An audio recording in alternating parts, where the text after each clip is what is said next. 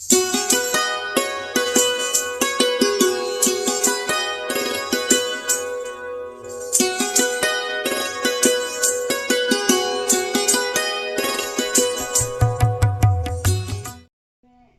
क्षेत्र ग्राम नौकोड़ी हर्षिकागढ़ की रहने वाली हूँ। तो मेरा गांव का नाम नौकोड़ी है और जहाँ मेरा तोक है वहाँ ओखरानी बोलते थे। उस तोक में हम सिर्फ 12 परिवार रहते हैं, अभी भी 12 परिवार रहते हैं। तो वहाँ ना प्राइमरी स्कूल था, ना उन दिनों कोई आंगनबाड़ी बालवाड़ी कुछ नहीं थी जब मैं पैदा हुई थी। फिर धीरे धीरे करके वहाँ सामा की संस्था आई, उन्होंने बालवाड़ी खोला। तो फिर मैं बालवाड़ी जाती थी। तो उससे पहले मेरा पाँव में चोट आ गई थी। तो फिर चोट आने के कारण मैं बहुत हो गई थी कि चलने में असमर्थ हो गई थी। तो फिर सामा संस्था द्वारा एक उत्तराखंड सेवा नीति की वहाँ पे। कितनी उम्र की थी जब चोट लगी? सर मैं 7-8 साल की। जब चल नहीं सकती थी तो लोगों ने क्या कहा? तो फिर लोग बोलते थे कि अरे रहने दो, कहाँ स्कूल पढ़ाओगे उसको, ये तो चल ही नहीं पाती है। तो ऐसे बोलते थे। फिर नज़दीक थोड़ी सी दूर था, फिर बालवाड़ी मेरे ईजा और बौजू छोड़ने जाते थे मेरे को। तो मैं तब तो बैसाखी कुछ हुआ नहीं करते थे, खाली निगालू और ऐसे डंडे के सहारे वहाँ स्कूल में छोड़ते थे मेरे को बालवाड़ी में। फिर वहाँ से मैंने ऐसे करते पास किया बालवाड़ी पढ़ के। फिर अनौपचारिक शिक्षा थी उसमें मैंने पास किया। फिर आगे की जो शिक्षा थी वो बहुत दूर था, जो हाई स्कूल था हमारा वहाँ से 5-6 किलोमीटर पैदल था। तो फिर गांव वालों ने बोला कि इसका तो पाँव भी ऐसा है, ये इसको कहाँ पढ़ा रहे हो, ये तो किसी काम की है ही नहीं। तो वैसे ये तो हम 4 बेटियाँ थी हमारे परिवार में, हम 4 बहनें थे और इनके तो बेटे भी नहीं है, ये तो लड़कियाँ ही लड़कियाँ हैं, इनको रहने दो। फिर वैसे करते करते मेरे बौजू ने, और कोई गांव में अच्छे लोग भी होते हैं, जहाँ हमें 10 लोग होते हैं तो उसमें तो 2 लोग अच्छे भी होते हैं। तो उन्होंने बोला कि इसको जूनियर हाई स्कूल में हम इसकी मदद करेंगे, इसको हम वहाँ पढ़ाते हैं। फिर चलते चलते मेरा ये हाथ भी फ्रैक्चर हो गया और चलते चलते ये हाथ भी फ्रैक्चर। सुबह 7 बजे 6 अगर दिन का सुबह का स्कूल होता था, 6 बजे से 9 बजे स्कूल में पहुँचती थी मैं, इतना दूर था मेरा स्कूल। तो फिर मैं हफ्ते में 2-3-4 बार ऐसे ही जा पाती थी स्कूल। फिर ऐसे करके 8 पास किया। तो आगे की जो शिक्षा थी 8 पास भी, उसमें बहुत संघर्ष आए। जब स्कूल में जाती थी इतने सारे बच्चे थे, वो मेरे को चिढ़ाते थे।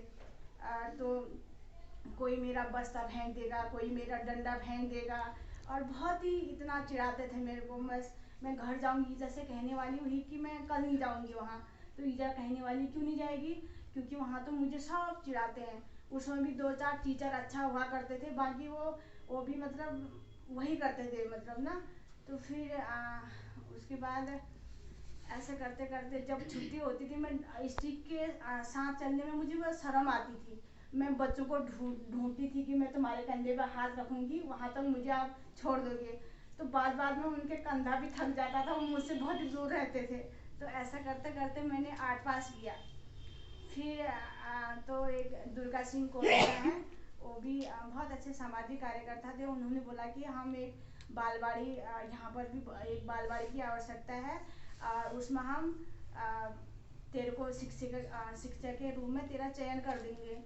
तो गांव वालों ने बोला जब ये चल नहीं पाती है, कुछ नहीं कर पाती है, तो अरे कोई अच्छे अच्छे घर के टीचर लोगों के या कोई सरकारी जो नौकरी करते हैं उन दिनों उनकी वैल्यू हुआ करती थी। जैसे मैं तो एक किसान की लड़की थी ना, पहले मैं सामा गई, वहाँ सामा प्रशिक्षण हुआ करता था, पहले हुआ। तो वहाँ भी मुझे डर लगने वाली हुई, मैं अंदर ही हुई, वहाँ कहाँ भावगीत, कहाँ नाच गाना, कुछ नहीं। दीदी लोगों से कहाँ बातचीत करना, मैं एक कोने में ही पड़ी रहने वाली हुई। अरे यार, वहाँ के लोग भी कहने वाले हुए अब इसको कहाँ लगाया होगा वो दुर्गा सिंह ने, इसको तो कुछ आता ही नहीं है, एक भावगीत ही नहीं कह पा रही है तो बच्चों से क्या बोलेगी ये, ऐसे वैसे करके। फिर मैंने बोला अब ऐसा नहीं होगा मोहिनी, तुझे करना होगा इनके साथ। फिर मैं वहाँ भी 7वें दिन आई, मैं 10 दिन का प्रेक्षण था, 7वें दिन मैं एक भावगीत कहने के लिए आई। बड़ा मुश्किल से हो ही नहीं पाया मेरे से एक बार। फिर तो थोड़ी थोड़ी होने लग गया था। फिर मैंने कहा अगर एक भावगीत हो गया था मुझे खुशी होगी शायद। फिर वाह वाह थोड़े ताली बजने लगी। फिर मैंने 2-3 भावगीत कर दिए थे। फिर उसके बाद जब सेकंड प्रेक्षण हुआ यहाँ उत्तराखंड सेवा निधि में, और यहाँ हुआ तो यहाँ तो मैं 5 दिन तक यहाँ भी मैं अंदर ही रही, मतलब नीचे नहीं आ पाई। मैं क्या जो करूँगी कैसे करूँगी, और मुझे चारों तरफ से मतलब प्रेम कहीं से नहीं मिलता था। प्रेम मुझे हमेशा मतलब एक तो दिव्यांगता हुई, नंबर 2 शिक्षा की कमी, नंबर 3 गरीबी, बहुत चीज़ों का सामना किया। प्रशिक्षण की बात। फिर प्रशिक्षण में यहाँ आई तो मैं 5 दिन तक ऊपर ही रही। और फिर दीदी जी ने कहा कि यहाँ एक मोहिनी भी तो है सामागी, वो है कहाँ। अब नीचे आई, दीदी को चेहरा तो मैं देख ही नहीं पाती थी, ना साहब जी का ना किसी का यहाँ। मैंने कहा मैं कैसी बात करूँगी, मैं कैसे वो यहाँ पे मैं अपना प्रस्तुतिकरण करूँगी। फिर जब लोगों को देखा मैंने कहा ये लोग यहाँ से यहाँ निकल गए हैं, मैंने कहा मुझे भी करना चाहिए। फिर मैंने भावगीत में पार्टिसिपेट करा, फिर लोगों को देखा, फिर थोड़ी थोड़ी करके मेरी ताकत बनी और मैंने सीखने की कोशिश की। तो फिर ऐसे करते करते तो फिर उसके बाद फिर दूसरा परीक्षण किया। फिर घर में फिर बार बार महिला संगठन की गोष्ठी करते थे हम अपने गांव में, और 1 महीने में 2 बार या 3 बार 4 बार। लोग कहने वाले इसको तो नौकरी है, इसको तो तनख्वाह मिल रही है, हम क्यों जाए मीटिंग में, ऐसे कहने वाले हुए। पहले तो हमने खूब दीदी 10 बार जाने वाले, आज आधो अल्मोड़ा से आ रहे हैं, सामा से आ रहे हैं, आज हमारी मीटिंग है करके। अरे नहीं हमारा तो बहुत काम है, और क्या बोलते हैं तुम्हें तो तनख्वाह मिल रही है, यही कहने वाले हुए। जब फिर एक बार मैं महिलाओं को यहाँ अल्मोड़ा लेके आई तब उन्होंने सोचा शायद हाँ ये हमारे लिए कि हम आज, उन्होंने अल्मोड़ा भी नहीं देखा था, जैसे मैंने नहीं देखा था अल्मोड़ा, पहली बार देखा उन्होंने। वो महिला संगठन की जो महिला अध्यक्ष है, 5-6 महिलाओं को मैं यहाँ अल्मोड़ा लेके आई, तब थोड़ा सा उनका विश्वास मेरे प्रति बढ़ा कि हाँ। फिर लोगों ने थोड़ा कहना बंद कर दिया था, जो मजाक बनाते थे ना, तो हाँ कि ये हमको जो है अल्मोड़ा लेके गई, वहाँ सीखा नहीं सीखा वो उनके लिए बड़ी बात नहीं थी। गाड़ी में यहाँ आना और घर जाना सबसे बड़ी बात थी। तो लोगों ने जब उनके घर में गई, उनके चाचा लोगों ने बोला उनको कुछ नहीं होना चाहिए, जैसे गए हैं वैसे लाना है उनको, और जैसे गए हैं वैसे लाना है। और उससे पहले ये भी बात करते थे, अरे तू सामा किसके साथ जाएगी वो सामा, और कैसे जाएगी वो सामा, तब मैं भी तो लड़की थी ना, कैसे जाएगी वो सामा। और मेरी ईजा बौजी ने मुझे कोई रोक टोक नहीं किया कि इसको जाना है नहीं जाना है, बस यही उनका चिंता रहती थी ये कैसे पहुँचेगी वहाँ करके, और यही उनकी चिंता रहती थी। फिर लोगों का कहना तो जब तक हम कार्य को नहीं दिखाएंगे, जब तक हम आगे बढ़ने की हम मंजिल तय नहीं करेंगे, फिर तब तक तो लोग कहते रहते हैं। इस बीच में पैर में लगातार दर्द होता था। आंगनबाड़ी आई थी तब क्या हुआ? हाँ लगातार दर्द होती थी मेरे पाँव में, बहुत ही मतलब। मोहिनी ने बहुत अच्छी बालवाड़ी चलाई और बाल भवन भी गांव वालों से श्रमदान से बनाया। अब आंगनबाड़ी वहाँ आई तो जबकि मोहिनी विशेष आवश्यकता वाली बेटी है, उसकी सीट हुई तो ग्राम प्रधान से मोहिनी ने तो कहा। उसके बाद हम भी गए तो कहने के लिए, उन्होंने कहा नहीं तो मोहिनी रहने दे, मोहिनी कहाँ कर पाएगी, अब देखते हैं। फिर कहा उन्होंने अपनी बीबी को रख दी, तो वहाँ भी मोहिनी को सीट नहीं मिली और मोहिनी ऐसा कहा कि मोहिनी वहाँ नहीं करेगी। तो फिर जिला पंचायत में गए तो वहाँ जिला पंचायत में राम सिंह जी से कहा कि मोहिनी के लिए कुछ सोचो। राम सिंह जी ने कहा हमारे दानपुर में तो कितनी मोहनियाँ हैं, किसके लिए सोचेंगे हम। तो आज अगर राम सिंह जी के पास कोई भी बड़े नेता वगैरह आए तो मोहिनी के पास ले जाते हैं कि मोहिनी का विकास हमने किया है। तो मोहिनी ने अपना स्वयं आगे बढ़ी और फिर पैर में दर्द हुआ तो फिर उसकी कहानी भी बताई दिल्ली वाली। हाँ, फिर मेरा जो पाँव था वो मतलब बीच बीच में जब मैं सारी पढ़ाई करते करते ही हड्डियाँ निकलने, जब मैं स्कूल जाया करती थी, जैसे मैं लगातार जाऊंगी तो फिर वो ऐसे करके हड्डियाँ निकलनी शुरू हो जाती थी उसकी। बस फिर एक हड्डियाँ मैं अपने हाथ से निकालूंगी, जितना ब्लड था सब बह जाता था। तब तो पट्टी वट्टी कुछ नहीं, यहाँ कपड़ा बांधती थी मैं और यहाँ बूजा डाल के चलती थी। फिर जब एक डेढ़ महीने के बाद वो रुक जाता था तब मैं स्कूल जाती थी। तो ऐसे करते करते 5-6 हड्डियाँ निकाली मैंने। कहाँ इंजेक्शन कोई ऐसे नहीं, बस यहाँ चुन्नी को फाड़ा और यहाँ डाला, पूरा छेद हो गया था ऊपर से नीचे तक। तो फिर ऐसे ही जब मैं तीसरी ट्रेनिंग में गई थी ना दीदी, वहाँ क्या बोलते हैं सामा में, तो आज तो कपड़े हैं, उन दिनों तो कपड़े भी नहीं थे। एक ही ड्रेस था मेरे पास स्कूल का जो 6 में बनाया था, वो 10 कितने 6-7 साल तक वही इधर उधर ले जाने वाला वही कपड़ा हुआ हमारा। तो वहाँ लेके गई सामा में, बहुत ठंडा हुआ, तो ठंडे के वजह से मेरे पाँव में बहुत दर्द होगी। बाकी जो लोकल के थे सब वो खाना खा रहे थे, मैं एक गद्दे के वहाँ रो रही थी। तो उतने कहने में मंजू जी ने बोला सारे लोग खाना खा रहे हैं, मोनी कहाँ है? तो मैंने बोला नहीं। फिर मंजू जी ने खाना छोड़ के अंदर आई, तो उसने बोला, तब मंजू जी ने मिलना मेरे से कुछ पूछा था, हमको 7-8 दिन हो गए थे। तो बोला कि मोनी तू क्यों रो रही है? मैंने कहा जी मेरे पाँव में ना बहुत दर्द हो रही है। मैंने कहा मैं खा भी नहीं पाऊँगी। तो उसने पाँव देखा तो पूरा वहाँ पड़ के पूरा मवाद आ रहा था। तो उसने बताया कि ऐसा हो रहा था, दिन में तो सब कार्यक्रम कर रही थी। मैंने कहा दीदी मैंने सोचा कि ठीक हो जाएगा। तो उसने बोला कि ऐसी तो आज ही इस दर्द को सहन कर ले और कल तेरे को मैं दिल्ली लेके जाऊँगी। मैंने कहा दिल्ली? तो दिल्ली के नाम से मेरा दर्द थोड़ा ठीक हो गया। मैंने कहा दिल्ली मैंने देखी नहीं ठहरी, कैसे होगा दिल्ली? जो दर्द तो मेरा वैसे ठीक हो गया। तो फिर उसके बाद दीदी ने बोला मैं सर से बात करूँगी यहाँ उत्तराखंड सेवा निधि में, और तेरे को मैं दिल्ली लेके जाऊँगी और सारे वहाँ जाँच वाँच करा के इलाज शुरू करेंगे, तो चलने लग जाएगी।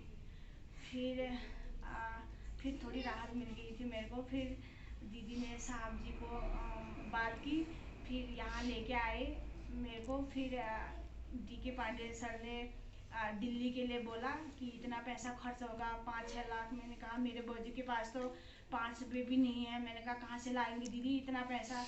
तुम पैसों की चिंता मत करो, तुम्हें सिर्फ हिम्मत रखनी है, बोला। फिर दीदी और सर जी के सहयोग से मेरे को दिल्ली लेके गए। फिर वहाँ मेरे 5-6 ऑपरेशन हुए मेरे। फिर 5-6 ऑपरेशन होने के बाद फिर मैं यहाँ आती जाती रहती थी। फिर कई दिन तक मतलब इलाज चला, 2002 से लगा के 2008 तक। दीदी के साले से मैंने बोला दीदी अभी तो आप मेरे को कर रहे हो, इतना सहयोग कर रहे हो। मैंने कहा भविष्य में कभी मुझे जाना हो, मैं कि चाचा से बोलूँगी या दादा से बोलूँगी, गांव वाले तो बोलेंगे शायद उसके साथ भाग गई, न जाने क्या बोलते हैं। मैंने कहा दीदी ने बोला कि मैं आती हूँ। मैंने कहा इस बार मैं अकेले से आऊँगी और अकेले से जाऊँगी। पुलिस वाले ने हेल्प की थी, मेरी जो बैग था वो उसमें रख दिया ऑटो में। तो ऑटो वाले ने बोला ये कौन है? पहले तो 150 रुपये बोल रहा था। मैंने कहा ये मेरे चाचा जी हैं। ऐसे बोला आपके चाचा? मैंने कहा हाँ। उसने तो 1 मिनट में छोड़ दिया मुझे वहाँ, 150 के बदले में 85 रुपये लिए भी। मंजू दीदी लोगों का भी धन्यवाद करती हूँ कि उन्होंने एक अजनबी लड़की को, उनके लिए तो पता नहीं मैं कौन थी क्या थी, हमारे घर में एक दिन मेहमान आते हैं, 2 दिन 10 दिन, उन्होंने मुझे पूरा 8 साल आना जाना वहाँ रहने का इतना सब कुछ किया। मैं कभी अपने काम के लिए मैंने किसी से नहीं बोला कि तुम कर दो करके, जैसे कि तुम मेरा काम कर दो मैं तुमको ये दूंगी, ये मैंने कभी नहीं बोला। और ना मैं किसी से बोलती हूँ कि आप बोलो, हम स्वयं अपना आत्मनिर्भर और किसी के भरोसे से नहीं जीना है। और तो ऐसे करते करते फिर महान बनाया। और फिर इसको वहाँ से थोड़ी सहायता मिली तो तब घर बना। उसके बाद फिर आंगनबाड़ियाँ सारी आ गई थी और मैंने 3 में आवेदन किया है, तो 3 में ही मेरा नहीं हो पाया नियुक्ति, क्योंकि वहाँ पे सब एपल परिवार वालों की नियुक्ति हुई है हमारे गांव में और मेरा हुआ ही नहीं। फिर मैंने एक बार आवृत्ति भी लगाई थी वहाँ पे, फिर दूसरी नियुक्ति की गई थी। उसके बाद मैंने कहा मैं गांव में मुझे मतलब तो गांव तो ठीक है रहना है, पर मुझे अपने लिए रोज़गार ढूंढना पड़ेगा। फिर मैं बागेश्वर आई, तो फिर बागेश्वर मैंने 2-3 सोसाइटी में मैंने काम किया। तो ऐसे काम करते करते एक दिन कोई मैंने एक खेल विभाग में कार्यक्रम था, मैंने बोला मैं वहाँ गई तो वहाँ सर ने बोला कि तुम गेम्स में जाओगे। मैंने कहा सर कौन से गेम्स, तो क्या दिव्यांग के भी गेम्स होते हैं?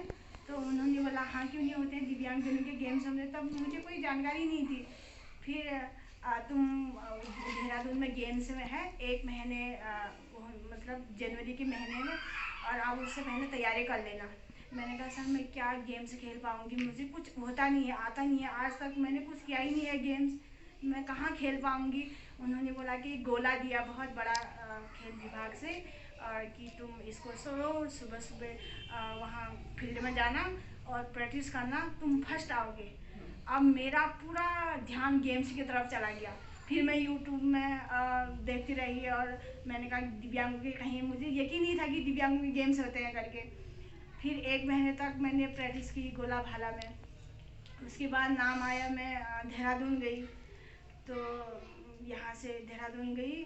अब मैंने कहा सारे लोग बोल रहे हैं हम तो कितने सालों से गेम्स खेलते हैं और हम तो इतने मेडल ला चुके हैं, सारे दिव्यांग लोग थे वहाँ। तो फिर बोल रहे हैं, अब मैंने कहा यार मैं जीती हारी हूँ, मैंने कहा देखती हूँ। मैंने कहा सर मेरा गेम से लास्ट में कराना। फिर लास्ट में कराया तो प्रथम आ गई थी। फिर मेरा इतना हौसला बुलंद हुआ, तभी बागेश्वर जिले वालों ने मेरी मोहिनी करके नाम पुकारना शुरू किया। तब तक मुझे मोहिनी के नाम से बहुत कम लोग जानते थे। फिर उसके बाद तो जो कभी मेरे से बात भी नहीं करता वो भी सामने आने लग गया। मैंने कहा धन्यवाद, मैंने कहा खेल विभाग वालों ने। फिर सर उसके बाद मैंने पैरा ओलंपिक गेम्स के बारे में सुना। फिर मैंने पैरा ओलंपिक जो गेम के हमारे सचिव हैं उनको मैंने कॉल किया, मैंने कहा मैं भी इसमें पार्टिसिपेट करूँगी। फिर उन्होंने नेक्स्ट दूसरे महीने में वहीं गेम्स रखा पैरा ओलंपिक का। उसमें भी जिले के उत्तराखंड के सभी राज्यों के जिले के लोग थे। पहले भी खेल विभाग में, उसमें भी महाकुंभ खेल में भी और पैरा ओलंपिक गेम्स में भी। फिर मैं वहाँ गई, वहाँ भी मैं फिर प्रथम आ गई। फिर और हौसला रहा मेरे, फिर रात दिन घर में बॉल फेंकती रही। फिर तीसरी बार हुआ गेम से 6 महीने में, फिर उसमें भी मेरा प्रथम आ गया। फिर उन्होंने इंडिया की टीम से भी मेरा सिलेक्शन कर दिया था। भारत के सर में 2 बार राजस्थान चली गई हूँ, और कर्नाटक और तमिलनाडु और केरला और दिल्ली। अभी ये पिछले महीने मैं कर्नाटक गई थी। कभी सोचा भी नहीं था कर्नाटक कैसा होगा, केरला कैसा होगा, बेंगलोर कैसा होगा। और एक बार तो मेरी ट्रेन छूट गई थी। क्या बोलते हैं, जो मेरी गेम से वाले, मुझे बाद में सूचना मिली ना, उनकी रिजर्वेशन पहले ही हो गया था। मैं यहाँ से तमिलनाडु में अकेली गई, 3 दिन आना 3 दिन जाना। अभी कोरोना में क्या काम किया? कोरोना में वैसे ज़्यादा नौकरी तो नहीं करती हूँ मैं, एक समाज सेवा कार्य है वो भी। तो जो दिव्यांग लोग थे या असहाय लोग, गरीब लोग थे हम मेरे जैसे, उनको 5-5 केजी या 10-10 किलो ऐसे आटा चावल वितरण किया, और मास्क बनाए मैंने, फिर मास्क वितरण किए।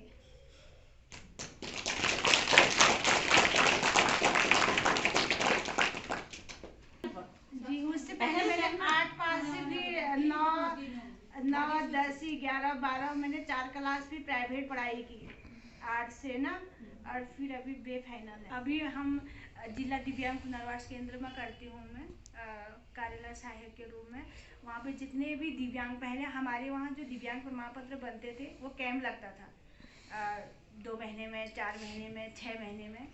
अब फिर मैंने वहाँ से साहब से बात की उनसे कि मैंने कहा जो भी वहाँ दिव्यांगजन आते हैं जिनका सर्टिफिकेट वंचित है, हम उनका प्रतिदिन बनाएंगे।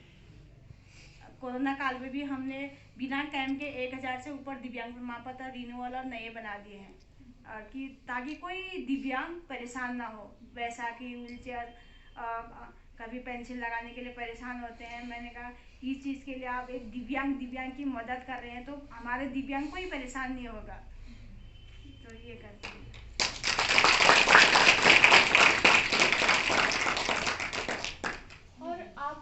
लोग आपसे बोलते होंगे ना कभी कि क्या कहते हैं अब नहीं हो पाएगा तेरे से, तो छोड़ दे, तब आपको बुरा लगता था, मतलब क्या महसूस होता था? कुछ नहीं, मैं उनको नमस्कार करके उनका अभिनंदन करती थी और मैं एक दिन ऐसे दिखाऊंगी, शायद तुम मुझसे मोहिनी बोलोगे, मैं अपनी मन में ठानती थी। रात को भी यही सोचती थी मैं, रात को मैं 2-3 घंटे सोती थी, बाकी मैं फिर मुझे कैसे आगे बढ़ना है या मैं किस मतलब ऐसे ही मैं कल्पना करती थी मैं कि मैं उनसे भी नाराज नहीं होती थी मैं। इन सब के बीच में ना सबसे ज़्यादा प्रेरणा स्रोत कौन थे आपके लिए? जब आपके माता पिता ने आपको सुकून दिया, सबसे प्रेरणा बालवाड़ी रही। बालवाड़ी से मैंने ज्ञान सीखा, फिर उसी में शिक्षिका के रूप में मेरा चयन हुआ वहीं से, तो वहीं से मेरा आत्मविश्वास बना और इतना फ्रैंक हुई मैं कि अपनी मतलब कहीं जाने की झिझक नहीं या किसी से बात करने की झिझक नहीं। तो मेरा जो अगर मैं सस्ता में काम नहीं करती तो इतने जगह मुझे ना मुझे अनुभव होता और ना मुझे इतना मैं बोल पाती, ना मुझे अपने पर इतना विश्वास। सन 2000 में मेरा जन्म हुआ। उसके बाद मैंने अपने गांव में ही पढ़ाई की, मतलब 5 तक, फिर थोड़ा दूर था स्कूल। उसके बाद मैं 11th-12th से नगरखान गई मेरे स्कूल में पढ़ने के लिए, मतलब वो भी बहुत दूर था, करीबन 1-1.5 घंटा लगता था वहाँ जाने के लिए। लेकिन मैं यहाँ मतलब सेवानिधि से, जब मैं छोटी थी 7-8 में पढ़ती थी, तब से मैं बाल मेला में ये वो मतलब बालवाड़ी में भी और केंद्र में भी जाती रहती थी, क्योंकि हमारे यहाँ बालवाड़ी भी है ना, आंगनबाड़ी है वहाँ, मतलब प्राइमरी में वहाँ भी जाती थी और शाम को केंद्र में भी जाती थी। उसके बाद फिर मैं ये किशोरी मतलब उसमें जाती रहती थी, किशोरियों के साथ इधर उधर। यहाँ भी आई थी मैं 3-4 बार, ट्रेनिंग हुई थी जब लड़कियों की, किशोरी गोष्ठी में आई थी। उसके बाद जब मैंने 12th पास किया तो मैंने सोचा कि अब मैं क्या करूं, मतलब पढ़ना तो हर लड़की चाहती है कि मतलब मैं पढूं, आगे को बीए करूं, कॉलेज करूं, हर लड़की का सपना होता है पढ़ना। मेरा भी सपना था कि मैं पढूं आगे को। करीबन 2 महीने मैंने सिलाई सीखी, पर मुझे सिलाई में ज़्यादा इंटरेस्ट नहीं था, लेकिन फिर भी मैंने सीखा। मैंने सोचा क्या पता मतलब इससे मैं कुछ इनकम कर लूँ अपनी। उसके बाद मैंने बीए का फॉर्म भरा। पेपर देने के बाद फिर जब मैं वहाँ आई, उस टाइम हमारे यहाँ की शिक्षिका उमा दीदी थी, उसने मुझे बताया कि मतलब सेवानिधि से कुछ लड़कियों को बाहर देहरादून भेज रहे हैं कोर्स कराने के लिए। फिर मैंने सोचा कि हाँ मैं भी जाऊंगी करके मैंने घर बात की, पापा लोगों से, पापा से बात की, मम्मी से बात की, भाई से बात की, तो पापा ने मना कर दिया। पापा कहने लगे क्या है वहाँ, मतलब तू वहाँ जाके क्या करेगी, ऐसा वैसा मेरे को डांटने लग गए थे। तो मैंने पापा को बोला पापा मैं क्यों नहीं कर सकती, मैं तो वहाँ जाऊँगी, सब जा रहे हैं, सब जगह के जा रहे हैं। तो पापा ने कहा यहाँ से तो कोई नहीं जा रहा, तू क्यों जा रही है अकेले, रहने दे, छोड़, वहाँ जाके क्या है, ऐसा वैसा बहुत डांटा मुझे। लेकिन मैंने पापा को समझाया कि ज़रूरी नहीं है, जब अपने यहाँ की जाए तभी जाएँ, क्या मैं अकेले कुछ नहीं कर सकती, ऐसा वैसा करके। उसके बाद फिर मैंने दीदी से बात की, दीदी मुझे बताया कि मतलब यहाँ बुला रहे हैं लड़कियों को, तुम भी आना, ऐसा करके। फिर मैंने फॉर्म भरा। उसके बाद मेरा सिलेक्शन हो गया था यहाँ से। फिर मैं देहरादून गई, मतलब मैंने वहाँ मतलब 3 कोर्स कराते थे, ब्यूटिशियन का, हिमज्योति फाउंडेशन, हाँ मतलब जहाँ मैं गई वहाँ का नाम हिमज्योति वोकेशनल इंस्टीट्यूट था, मतलब वहाँ 3 कोर्स कराते थे। तो मुझे ब्यूटिशियन का कोर्स करने में बहुत इंटरेस्ट था, मतलब मुझे अच्छा लगता था कोर्स करना। फिर जब मैंने उसका फॉर्म भरा, मेरे घर वालों को पता नहीं था कि ये इसका कोर्स कर रही है करके। तो मेरे भाई की मेरे लिए कॉल आई, उसने मेरे को पूछा क्या कर रही है करके। तो मैंने उसे बताया कि मैं पार्लर का कोर्स कर रही हूँ। तो मुझे बोलने लगा क्या है पार्लर वालर में, कुछ कंप्यूटर करती तो कहीं कंपनी में बाहर जॉब करती, पार्लर करके क्या करेगी। तो फिर मेरे को मेरी मैम बोलने लगी मतलब तुम्हारे भाई की कॉल आ रखी है कि वो तुम्हें डांट रहे हैं, तुमने ये क्यों किया, तो अगर तुम चाहती हो कंप्यूटर सीखना तो तुम यहाँ से जा सकती हो, मतलब इस क्लास छोड़ के। तो मैंने मैम को समझाया कि मैम ये मेरी मर्जी है, मेरी लाइफ है, मैं अपनी तरीके से जीऊँगी। मतलब मैंने ऐसा सोचा नहीं था कि वहाँ जाके मुझे इतना अच्छा सब कुछ सीखने को मिलेगा। मतलब एक कोर्स के साथ साथ मैंने बहुत कुछ सीखा वहाँ जाके। मतलब पहले बोलती तो मैं बहुत थी, लेकिन झुंड में बोलती थी, जैसे हम बहुत सी लड़कियाँ होती थी आपस में बैठे रहते थे, खुसर फुसर वाली मतलब ऐसी बातें करती थी, मतलब खुल के आपस में, मतलब अकेले किसी से बात नहीं कर पाती थी। अगर मेरे से कोई अकेले बोलने के लिए बोल देता था तो मैं हंसते हंसते बैठ जाती थी, वहाँ भी कहीं भी हो, चाहे मैं बोल ही नहीं पाती थी। मतलब दोस्तों के साथ में बहुत बोलना आता था मेरे को, अगर अकेले बोलो कहो तो बैठ जाती थी, फिर नहीं बोलती थी। तो मतलब वहाँ जाके मैम ने मुझे समझाया अच्छे से, मतलब वहाँ जा ऐसा है कि वहाँ जाके मैं खुली, मुझे बहुत कुछ आया। मतलब ज़रूरी नहीं है कि मतलब वो कुछ आना ही ज़रूरी है, अपनी बात रखना भी बहुत ज़रूरी है, ये मैंने वहाँ जाके सीखा। वहाँ खाने के टेबल में जाते थे 8 बजे, जैसे यहाँ है वैसे ही वहाँ भी था, लेकिन मैं क्या करती थी, सोई ही रहती, 8:30 बजे जाती थी, फिर जाके खाती थी। एक बार फिर मैम ने सारी लड़कियों को इकट्ठा किया, मैम ने बोला मॉनिटर बनाते हैं। मैम ने बोला चलो ममता बनौला को बनाते हैं, ममता तुम्हारी जिम्मेदारी है कि कल से सारी लड़कियां 8 बजे डाइनिंग टेबल पे आनी चाहिए खाने के लिए।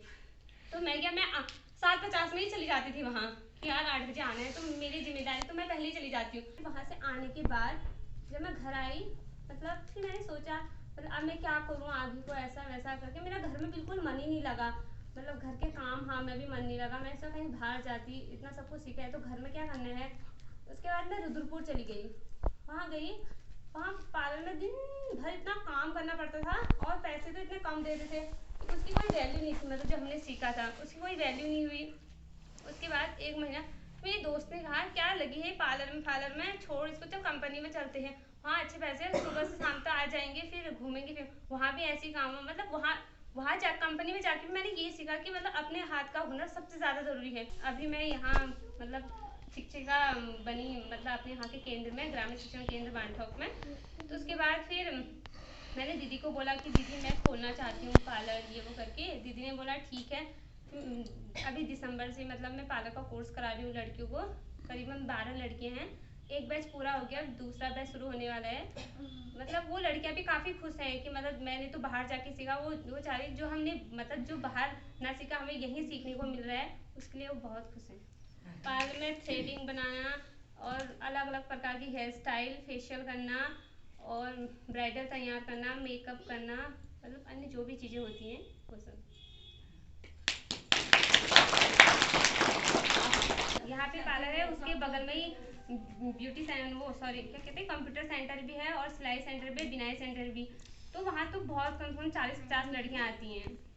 लेकिन जब मैं देहरादून से मैंने इतना सब कुछ खुला मतलब वो देखा उन्होंने मेरे अंदर, तो अब वो तो कहीं भी अगर मैं बोलूँ उन्हें कि पापा मुझे दिल्ली जाना है तो वो जा बोलते, कभी मना नहीं करते, मतलब क्योंकि उन्हें खुद पता है कि वो खुल चुकी है, मतलब अपनी बात रख सकती है, ये वो करके। सुबह 6 बजे उठ जाती हूँ मैं, इस 7 बजे तक तो अपना ही हुआ। उसके बाद खाना ना खाया 8:30 बजे घर से निकल जाती हूँ, मतलब बहुत दूर है ना, पैदल चढ़ाई है, तो वहाँ से पैदल जाती हूँ। एक दिसंबर में तो इतना कोहरा पड़ा रहता था, मैं जब चढ़ाई में रहती मुझे ऐसा लगता था जैसे मैं आसमान में हूँ, मतलब मैं कहती थी मैं तो आसमान में, कोई नीचे से देखेगा मैं तो दिखूंगी नहीं उसको, ऐसा करके मतलब बहुत ज़्यादा चढ़ाई है। फिर 1 बजे वहाँ बंद करके वही 2, ढाई 3 बजे घर पहुँचती हूँ, फिर खाना ना खाया फिर केंद्र में जाती हूँ। हमारे गाँव में मीटिंग हुई थी महिलाओं की, दीदी लोग सब आए थे, तो गांव वालों ने बोला कि हमें पॉली हाउस चाहिए, क्योंकि वहाँ बहुत ज़्यादा बंदर आ जाते हैं ना, इसलिए उनको पॉली हाउस की ज़रूरत थी। सबने मांग रखी कि हमें भी चाहिए करके। तो उसके बाद फिर हमारे वहाँ पॉली हाउस आए, तो उन्होंने कहा दीदी लोगों ने कहा कि डंडे की व्यवस्था खुद ही करनी पड़ेगी। तो पॉलीथीन आए, सर ने मेरे को बताया कि मतलब जिसका स्ट्रक्चर तैयार हो जाएगा उसी को पॉलीथीन देना, जिसका नहीं होगा उसको मत देना। तो मैंने जिसका तैयार हुआ उसी को दिया। मेरे पापा ने 4 ही लकड़ी काटी थी, कहने लगे तू तो घर की हुई, मुझे दे दे पॉलीथीन। मैंने कहा क्यों दूँ मैं तुम्हें नहीं दे रही हूँ। मैंने पापा को नहीं दिया, मैंने बोला पहले पूरा स्ट्रक्चर तैयार करो उसके बाद मिलेगी पॉलीथीन, मैं कहीं भागी थोड़ी ना जा रही हूँ, यहीं तो हूँ, ऐसा बोला। तो फिर पापा ने जब पूरा स्ट्रक्चर तैयार किया उसके बाद मतलब किसी को बुलाया और अपना भी किया, क्योंकि एक ही दिन में तो होता नहीं। फिर मैं पार्लर से आई, पूरा तैयार हो रखा था, मेरे को बोले थे कि अब तैयार हो गया अब तो दे दे, मैंने कहा ठीक है फिर अब ले जाना हाँ, क्योंकि उसके बाद फिर ऊपर मल्ली बांठो के ना हमारे वहाँ कोई को आए थे हमारे वहाँ लेने के लिए, कह रहे हो कील तार पॉलीथीन मुझे सब एक ही दिन दे दे, मैं बार बार थोड़ी ना ऊपर नीचे करता रहूँगा, ऐसा कहते। फिर मतलब प्रधान ने, जो हमारे यहाँ के प्रधान, उन्होंने बोला कि उसने अपने पापा को जो नहीं दिया सब सारी तुम्हें क्या देगी। पार्लर का कोर्स ना पन्नोला भी करा सकते हैं, अल्मोड़ा भी करा सकते हैं, कहीं भी कर सकती थी मैं, लेकिन जो मैंने सेवानिधि में जुड़कर हिमज्योति में जाकर सीखा, खुलकर रहना बोलना, शायद मैं कहीं और पार्लर में नहीं सीख पाती, इसलिए मुझे वहाँ जाके बहुत अच्छा लगा। आपको बचपन से तीसरे बैच में आशा ने सिलाई और बिनाई दोनों चीज़ सीखी। तो इन्होंने ये पहले हाथ से बिनती थी, हाथ से बिनने में उतनी इनकम नहीं हो सकती थी। तो इन्होंने मशीन से बिनना सीखा और उसमें बहुत कठिनाई, आने जाने में उल्टी हुई और उसके बाद भी सीखना बंद नहीं किया, वो सब अपने अनुभव बताएंगी। और फिर सीखने के बाद दुकान मैं कांटेक्ट किया, दुकान में अब स्वेटर बना के दी और दुकानदारों ने बेची और स्कूलों के टीचरों की स्वेटर बनाई, एएनएम सेंटर से एएनएम की स्वेटर बनाई और अन्य गांव से भी अन्य लोगों की स्वेटर बना के बहुत अच्छी इनकम कर रहे हैं। और इन्होंने एक अच्छी दुकान खोल के और अपनी आमदनी बढ़ा रहे हैं और ये नैनी जागेश्वर गांव की हैं। मैं पन्नानौला में रहती हूँ किराए पे। हम दुकान भी हमारे किराए पे है और रूम भी किराए पे है, 2-2 जगहों का किराया है। लॉकडाउन में बड़ी दिक्कत आई और हमने लॉकडाउन में दुकानें खुलती थी नहीं, तो मैं दुकान की शटर बंद करके तो स्वेटर बनाती थी, अंदर स्वेटर बनाती थी। अब महीने का 4-5 हज़ार रुपया आ जाता था ऐसे। और हमारे वहाँ है ना ऊन वाली दुकान है, तो दुकान की स्वेटर बिनी ज़्यादा मैंने, दुकान की बिनी। जैसे 25-30 किराएदार हैं हमारे मकान मालिक के, तो किराएदारों की स्वेटर बिनी, सबकी बिनी उनकी उतनी स्वेटर बिनी। और लेकिन दिया भी लोगों ने 450 रुपये इस स्वेटर की बिनाई थी मुझे, जेब वाली इतनी बड़ी स्वेटर की 450 रुपये बिनाई थी। कहने लगे कि लॉकडाउन हो रहा तुम्हारे लिए भी हमारे लिए भी, कोई नहीं हम 500 नहीं दे सकते, 450 दे देंगे। तो मैंने कहा चलो ठीक है। अब तो खैर दे देते हैं 500, 550 दे देते हैं। सीखने के लिए तो बहुत मुश्किल आई, बहुत मुश्किल आई। जैसे हमने सीखा वैसे तो किसी ने नहीं सीखा होगा।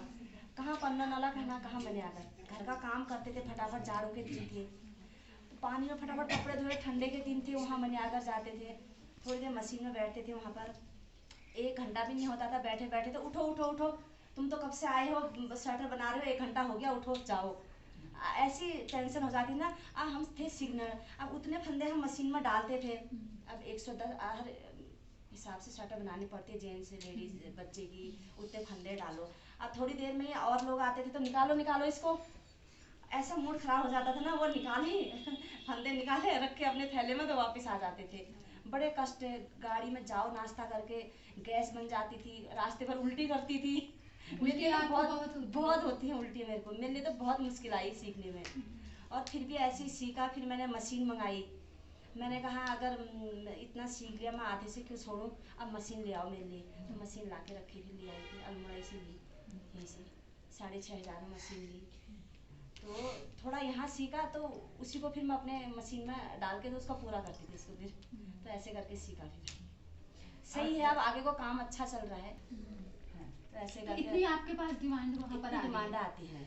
वहीं और जैसे पन्नानौला से। मैम लोग हैं, सब लोग हैं वहाँ पन्नानौले में ही किराएदार हैं। तो हाईनक बनाई दी थी मैंने खूब, हाईनक भी बनाई थी, हाईनक भी अच्छी सी, मतलब बिगड़ बुनाई की भी बनाओ वो भी अच्छी रहती हैं, और सब सही से बना लेते हैं। आती है, काम आता है, सही आता है। कहते तुम ढीली नहीं बनाते हो स्वेटर, सही बनाते हो, ऐसे करके। अच्छा पट्टी हमने हाथ से बना ली और तो मशीन में पल्ले बना लिए, तो ऐसे करके। एक दिन में लॉकडाउन में मैंने एक स्वेटर पूरी करी, रात का 11 बज जाता था मेरे को।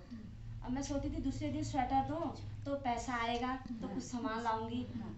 लॉकडाउन कैसा हुआ सब लोगों को पता ही है, उसमें ना बाहर निकलना ना कोई चीज़, ऐसे कर करके हमने काम सीखा था। तो मुझे पता नहीं था कि ये मशीन में स्वेटर भी बिनती है करके ना। मैं बिनती थी हाथ से, पहले हाथ से लग जाता था मेरे 20-25 दिन एक स्वेटर बनाने में। तब तो बच्चे भी छोटे थे, स्कूल जाते थे, स्कूल लाना ले जाना छोड़ना वो करना सब होता था। तो हमें हमारे बगल में वो नहीं है पुष्पा, वो आती थी सिलाई सीखने आती थी ना। तो उसने बोला एक दिन कि भाभी वहाँ सेंटर में बुला रहे हैं, वहाँ स्वेटर भी सिखाते हैं मशीन में। तो अब मुझे हिम्मत नहीं आती थी, मैं कहती थी कैसे सीखूंगी, मुझे तो आता ही नहीं है कुछ, मुझे घबराहट जैसी हो जाती थी। अब मैं कैसे करूँगी, कैसे बुनूंगी मशीन में। तो फिर मैंने एक दिन सोचा, मैंने कहा देख तो आऊँ कैसा होता है। तो आई फिर मैंने देखी मशीन, पहले दिन बैठी, कुछ समझ में नहीं आया, पकड़ के कैसे चलाऊँ भी ऐसा भी नहीं आता था मेरे को। मैंने कहा कैसे करूँ, तो नंदी दी ने उनने भी बहुत सपोर्ट किया। उनने कहा कि मतलब चलाओ तुम ऐसे ऐसे करो, ऐसे फंदे डालो, वो करो। तो मेरा ऐसा होता था जब तक मैं अपने हाथ से नहीं करूँ मुझे नहीं आता था कुछ। मैं अपने हाथ से बिनाई भी डालूंगी अपने हाथ से तभी आएगा, दूसरा ऐसे बता देगा मुझे तो भी नहीं आएगा जब तक अपने हाथ से नहीं करूँ। तो ऐसे ही करके फिर सीख जाता। फिर इनके लिए हमने कहा वहाँ कि जो लोग दूर से आ रहे हैं उनको जरा लंबे टाइम तक रहने दो, तो नज़दीक वाले थोड़ा बाद में सीखोगे। और किसी हुआ कि उन लोगों ने कहा हमने भी बिनने हैं। मैचून की जो नीतू थी वो कहती थी नहीं नहीं हमने भी बिनने हैं, हम कब बिनेंगे। फिर ये सब लोगों ने बातचीत करी, फिर सेंटर को खोल दिया गया। छुट्टी हुई, फिर छुट्टी के बाद भी वो बिन के चाबी नंदी को दे जाते। हाँ, नजदीक वाले ताई- ऐसा करते थे। हाँ, ताई को हम चाबी दे जाएंगे ऐसा करे। फिर हाँ कहा, फिर उन्होंने ऐसा किया, इनको ज़्यादा समय देके फिर उन्होंने अपने स्वेटर बनाना अच्छी तरह से सीखा। और फिर अपनी दुकान में तो बिना बेचने के लिए दूसरे दुकान से कांटेक्ट किया और दूसरे दुकान वालों ने इनकी स्वेटरें बना के बेची, उससे इनकी ठीक इनकम है। खेती और इसको कैसे देखते हैं? अगर आपका गांव मंचरोवा, गांव हमारा नहीं है, नहीं तो वैसे जाते रहते हैं गांव नहीं जाते हैं, ऐसे शादी ब्याह में ऐसे जाते अच्छा हैं। वैसे जाते 2-3 तो साल खेती लगभग छोड़ दी। अब बहुत साल हो गए हमें यहाँ आपने शादी के बाद खेती वाला या गाय वाला काम किया था। हाँ, अच्छा, पहले 2-2.5 साल रही थी। पहले आपने क्या फिर वहाँ हाँ। अब कहाँ होता है दो चीज एक साथ नहीं हो पाता ना। अभी पूरा समय आप इसी में देती है ना? हाँ, मैं पूरा समय इसी में देती हूँ। अच्छा। नहीं, घर का काम भी करते हैं। हस्बैंड भी दुकान करते हैं? हाँ, वो भी फोटोग्राफर है वो। अच्छा वो फोटो। हाँ, इसीलिए तो दिक्कत आ गई 2 साल लॉकडाउन में, हाँ। काम सब बंद थे, तो 2 साल में मैंने इसी से खर्चा चलाया। अभी ना कितनी आपको आमदनी होती है इसमें? महीने के 4,000 5,000 ऐसे हो जाते हैं। अच्छा, जैसे कुछ लोग कहते हैं कि सीजनल होता है, बाकी जाड़ों में काम मिलता है, गर्मियों में नहीं। आपको मेरे कैसा को तो होता 2 है? साल में ऐसा लगा ना, मेरे को 2 साल हो गए काम सीखते हुए, मेरे को ऐसा लगा कि मेरे लिए गर्मी सर्दी सब एक है। अच्छा, ये ये है वहाँ जैसे बहुत से लोग कहते हैं कि हाँ। बिनाई में जाड़ों में ही जाड़ों में अब होता है। बहुत से लोग वहाँ स्वेटर लाए, मैंने कितनों से ऐसा भी बोला, मैंने कहा दूर वालों का बना लेती हूँ और तुम नजदीक वाले गर्मियों में देना मुझे, ये कहा मैंने बहुत से लोगों की स्वेटर बनाई, जेंट्स स्वेटर में हाई नेक बनाई और जेंट्स स्वेटर भी बहुत बनाई। क्या क्या बनाती हैं आप? स्वेटर के अलावा भी हाँ, बनाती है? स्वेटर टोपी, के मोजे अलावा आदि? हाँ, टोपी बनाई थी मैंने। इस बार इन्होंने बचे कुचे ऊन की टोपियां बना के बेचनी शुरू कर दी। मल्टी कलर में मांगी चुटिया वाली टोपी, जैसे ना छोटे छोटे बच्चे लड़कियों के लिए ना, तो ये चुटिया वाली टोपी बनाई थी मैंने ऐसे करके। मैंने अभी ऊन नहीं रखा है। ठीक ठीक ठीक। मैंने कहा ऊन रख के 1000 में 1100-1200 में स्वेटर बनती है। हाँ। तो वो कहते हैं महंगी वो हो महंगी जाएगी। लगती है। तो मैं कहती हूँ उनसे कि तुम ऊन ला के दे दो मुझे, ठीक है मुझे 500 रुपये बिनाई दे दो। ठीक, ठीक, ठीक। जैसे ज़्यादा लॉन्ग है तो 600 700 अलग अलग रेट ठीक, है। ठीक, ठीक। जैसे इतनी बड़ी स्वेटर है हाँ। इसके 500 रुपये अच्छा, ऐसे सब अलग अलग रेट है। स्कूल की डिमांड कोई भी आपने? स्कूल की बहुत स्वेटर बनाई लड़कियों की मैंने, फुल भी हाफ कार्डिगन सब बनाई। लड़की तो मेरा टोटल घर का काम करती है। जैसे ज़्यादा मेरे बिनाई का काम होता है ना, तो रात को मैं देर में आती हूँ, वो सब्जी बना के आटा गूँथ के रख देगी, फिर मैं रोटी बनाऊँ। और दिन में भी कभी मैं देर से आई दुकान से तो दाल चावल वही बना लेती है, सब कर लेती है वो। आपके आने से हमको अच्छा लगा ना, क्योंकि देखो ये ना दीदी, ये जो लड़कियां अलग अलग गाँव के हैं ना, ये हाँ, अलग अलग जिलों के भी हैं। हाँ। चंपावत के भी हैं, अल्मोड़ा के भी हैं, पिथौरागढ़ के भी हैं ना। और ये आए हैं यहाँ की, क्या कर सकते हैं हम सोचते हैं ना, जैसे आजकल लड़कियां अब खेती वेती की तरफ उतना ध्यान कम है ना। हाँ, कम है अब हो लड़कियां क्या और ये है। सब पढ़ रहे हैं, हाँ। स्कूल जा रहे हैं, कॉलेज कर रहे हैं, तो ये लोग क्या कर सकते हैं ना, जैसे कि अपने गांव में या अपने घर में रह करके अगर अपना इनकम कुछ कर सके ना। अब जैसे ऐसा- आपने अपने घर में रह करके ये इनकम एक जरिया अपना खोज निकाला है ना। अब अभी और इनकी तो कर भी रहे हो आप। कॉलेज की लाइफ तब- है ना, अभी पढ़ाई भी तो है ना फिर अभी 1-2 साल में तो अभी हाँ, फिर फ्री हो जाएंगे तो तब फ्री हो सही है ना, तब जाएंगे। सही है करने को। तो सोचेंगे अभी ना, जैसे हाँ। कि क्या करना चाहिए हमको, क्या कर सकते हैं हम अपने गांव में रह करके, जिससे हमारा कुछ इनकम हो, जिससे हम भी आगे बढ़े ना। हाँ, ये तो है। क्योंकि अभी तो सब सोचते हैं कि हमको कहीं नौकरी मिल जाएगी, पर मिलेगी तो बहुत कमों को। हाँ, ये तो है। एक का दुक्का लोगों को नौकरी मिलती है ना, बाकी लोगों को अपने आप से कुछ ना कुछ करना पड़ता है, तो क्या करोगे? कल के दिन यही परिवार वाले होंगे, हाँ, ये बच्चे तो है। वाले होंगे, तब सोचा जाता है। इनको अभी कैसे ये उम्र ऐसी होती है ना, कोई हाँ, टेंशन अभी नहीं ना रहती, इसमें खाया पिया अपना पढ़ाई लिखाई करिए और मस्त अभी रहे ना। जब इसमें कोई नहीं जब जिम्मेदारी इनके सिर में आएगी तब पता चलता है। फिर इनको क्या सही- करूँ होगी होगी, नहीं। सही बात है। उस समय फिर अगर अभी अपना सीखा काम होगा तो- सीखा है उस समय काम आता है। ये तो बहुत